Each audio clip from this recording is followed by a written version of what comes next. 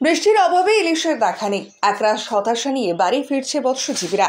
Ban পিরিয়ডের প্রায় 2 মাস শেষ হওয়ার পর সরকারের নির্দেশ মেনে গত 14 জুন সুন্দরবনের বিভিন্ন প্রান্ত থেকে প্রায় 3000 ট্রলার ইলিশ মাছ ধরার উদ্দেশ্যে সমুদ্রে পাড়ি দেয়। কিন্তু আকাশে বৃষ্টি না হওয়ার কারণে সমুদ্রে ইলিশ মাছের যোগান মিলছে না। তাই প্রথম ফিশিং করার পর মৎস্যজীবীরা একরাশ হতাশা নিয়ে বাড়ি ফিরছে। সেই সঙ্গে বহুল খরচ হওয়ার কারণে ক্ষতির মুখে পড়েছেন মৎস্যজীবীরা। কবে দেখা মিলবে সমুদ্রের সেই রূপোলি শস্য, তাই নিয়ে চিন্তায় উদ্বিগ্ন সকল মৎস্যজীবীরা।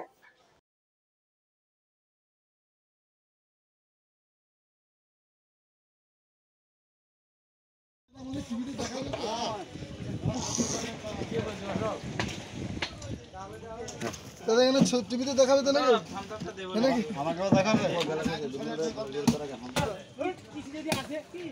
ওই সরো কালোগুলো তুলে দে দুটো।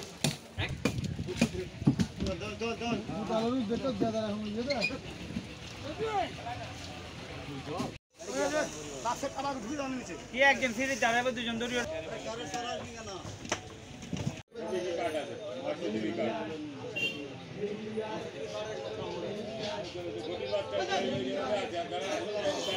ওয়েদারে বাতাস প্রচণ্ড, ট্রলারে প্রচণ্ড, মানে দাঁড়ানো যাচ্ছে না, এত রোলিং। ইলিশ ভালো হচ্ছে না। বৃষ্টি হলে ভালো ইলিশ হবে, এরকম আমরা আশায় আছি সবাই। না হওয়ার জন্য এরকম সমস্যা। এই আষাঢ় মাসে 1 তারিখ থেকে শুরু হয়েছে, আজকের এই 3 দিন হলো সব চলছে। কারো ইলিশ হয়নি, পর্যায় মাছ, মানে তবু চিংড়ি, ভোলা, আমুদি, লোটে মাছ পড়ছে, এইসব বিভিন্ন রকম লোটে মাছ পড়ছে। ইলিশ মাছ বাদ দিয়ে সব রকম মাছ আসছে না। কারণ একটাই, পর্যাপ্ত বর্ষা নেই, প্রচণ্ড গরম।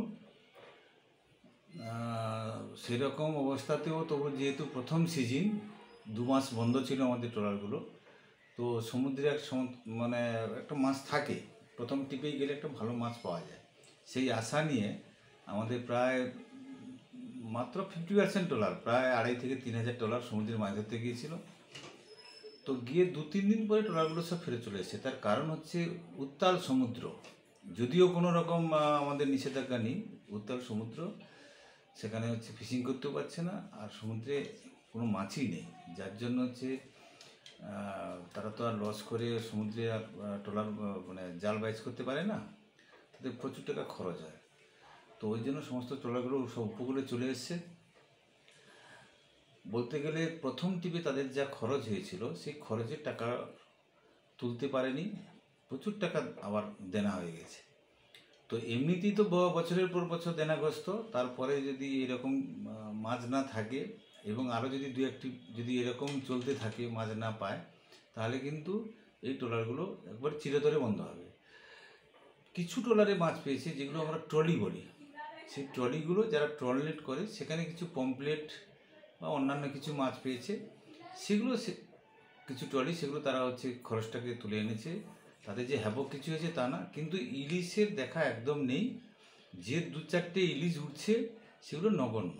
একটা ট্রলারে যদি 10 পিস, 5 পিস, 15 পিস ইলিশ ওঠে, সেটা তো বলতে গেলে ধরতির মধ্যে পড়ে না। এই সময় তো হওয়া উচিত ছিল 20 মন, 30 মন, 40 মন করে মাছ হওয়া উচিত ছিল।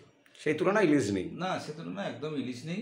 তো এরকম যদি চলতে থাকে, কিন্তু 2-3 টিপ যদি চলতে থাকে, ট্রলারগুলোই চিরতরে বন্ধ হয়ে যাবে। আপনার নাম? বিজন মাইতি, সম্পাদক, কাকদ্বীপ ফিশারম্যান ওয়েলফেয়ার অ্যাসোসিয়েশন।